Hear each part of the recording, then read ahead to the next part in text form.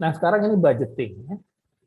Kalau tadi itu budget itu adalah, katakan bahwa budget itu adalah kata bendanya. Jadi bendanya, ya, makhluknya, wujudnya itu budget. Sementara kalau budgeting itu adalah prosesnya, ya, proses untuk menghasilkan budget. Ya. Nah, dikatakan di sini bahwa budgeting ialah proses, ya, atau kegiatan yang menghasilkan budget atau outputnya. Nah, secara terperinci proses budgeting itu adalah satu, pengumpulan data dan informasi. Apakah ini data penjualan tahun lalu, ya, atau informasi-informasi perusahaan lain.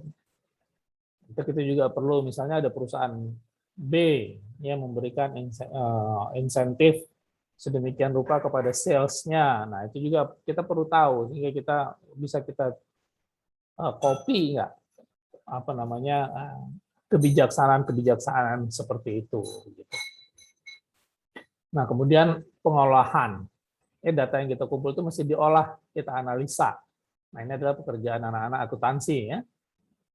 Nah, itu prosesnya tadi, budgetingnya itu. Kemudian setelah ada data yang diolah dan dianalisa, baru kita mulai menyusun budgetnya. Kita sajikan secara teratur dan sistematis. Nah, formatnya bisa format rugi laba yang ada di dalam perusahaan tersebut.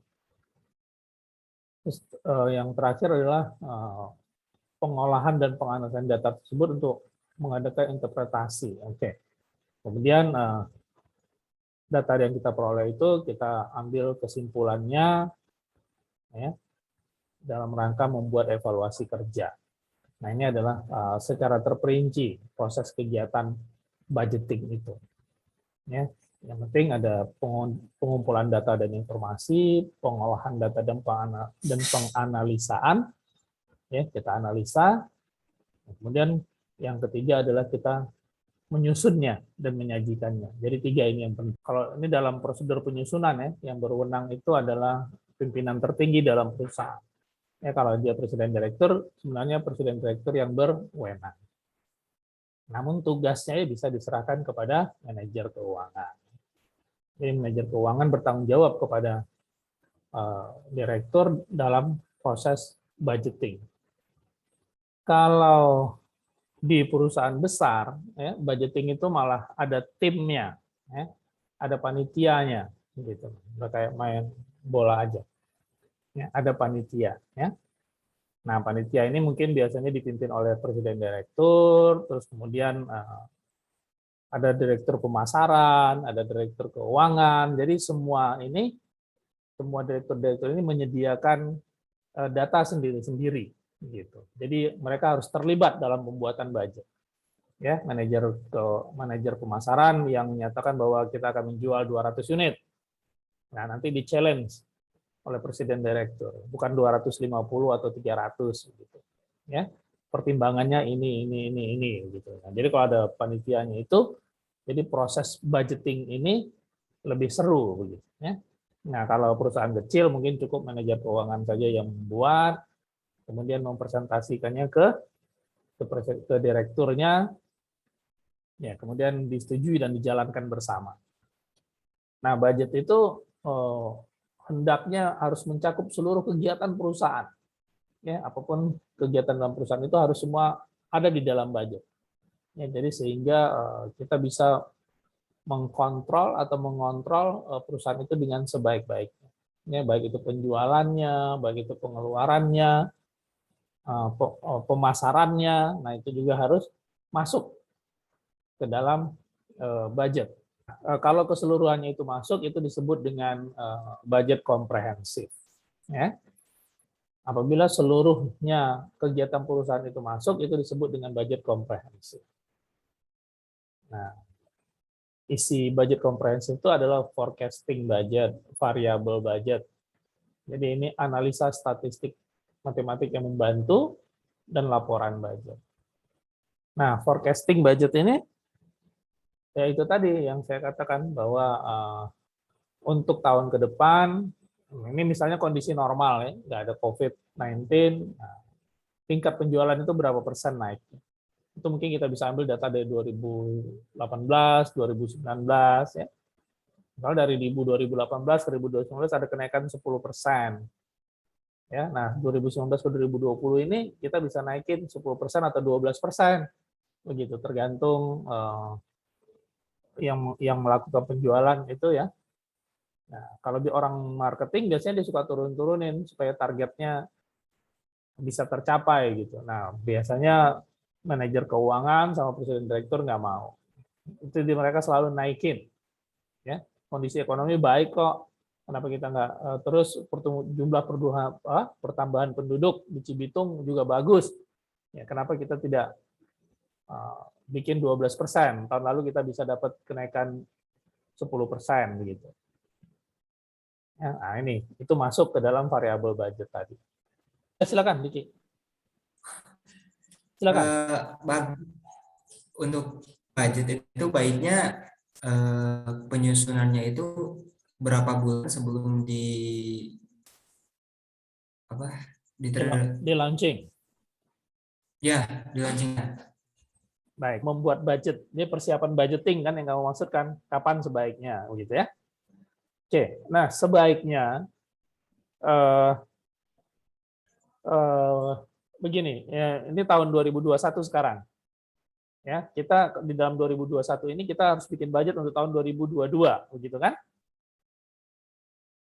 Oke, nah sebaiknya biarkan tahun 2021 ini jalan dulu. Ya, banyak perusahaan mempraktekkan jalan dulu setengah tahun. Nah, jadi sampai bulan Juni mulai kita membuat forecasting penjualan. Ya. Nah, nanti dari Juni sampai September itu adalah proses kita menyusun laporan budget itu. Begitu. Jadi ada apa? Juli, Agustus, September, 3 bulan ya. Nah, 3 bulan ini kan sementara data aktual juga tambah masuk. Nah, kita bisa fine tune yang 6 bulan tadi dengan 3 bulan tambahan ini. Nah, bulan September itu sebaiknya budget sudah jadi. Untuk nanti kita gunakan di Januari tahun 2022. Jadi pada saat di bulan Juni itu, ya kita juga sebenarnya bisa membuat reforecasting namanya. Ya kan udah ada budget nih, budget yang tahun ini udah kita siapin di tahun lalu, ya. Nah kan kita selalu membuat tadi apa pencapaian budget itu kan kita buat tuh Januari, Februari, ya. Actualnya berapa, budgetnya berapa, Februari actualnya berapa, budgetnya berapa, sampai bulan Juni. Nah di bulan Juni ini kita bisa membuat forecasting untuk 6 bulan berikutnya. Begitu ya. Misal dari Juli sampai Desember itu kita bisa rubah budget kita itu. Mungkin aja budget kita kekecilan. Ya, penjualan kita selalu tercapai. Begitu ya. Nah, keuntungan kita selalu lebih besar. Nah, nanti untuk budget 6 bulan terakhir itu bisa kita rubah, bisa kita naikin. Ya tergantung presiden direkturnya lah. Berarti gitu. Kalau ada biaya tidak terduga, berarti biaya kita kan jadi lebih besar ya. Iya. Nah, biaya kita juga besar ya, makanya di 6 bulan yang terakhir itu kita bisa merubah ya biaya-biayanya. Misalnya kita membuat biaya tenaga kerja terlalu kecil. Nah, kita bisa rubah budgetnya. Ya. Atau bisa semua budget bisa kita rubah lagi. Yang penting pihak berwenang dalam hal ini presiden direktur menyetujuinya. Ya, nah itu sebaiknya dilakukan di pertengahan tahun. Begitu, Diki. Kalau misalkan kurang dari pertengahan tahun itu masih bisa apa terlalu mendesak? Kalau untuk merubah budget, untuk merubah budget, ya. Kalau untuk merubah budget, kalau kurang dari 6 bulan sih saya rasa itu tidak fair ya. Maksudnya baru mulai sudah dirubah gitu.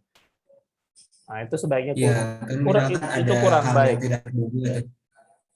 Enggak, sebaiknya hal yang tidak terduga itu kita harus perhatikan dulu apakah itu sifatnya permanen atau temporer. Begitu. Nah, untuk mengetahui itu kita perlu waktu. Ya. Jadi sebaiknya budget itu biar dulu setengah tahun jalan. Nah, dari situ baru kita tentukan sikap untuk setengah tahun berikutnya. Begitu. Nah, itu lebih baik dan lebih bijak.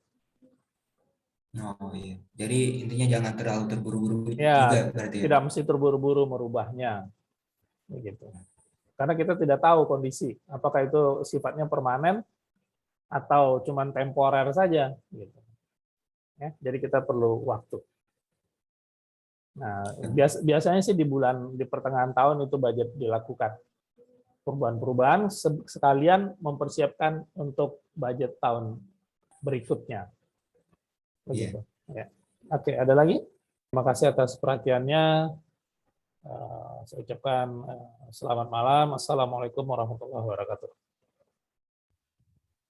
Waalaikumsalam Waalaikumsalam. warahmatullahi wabarakatuh.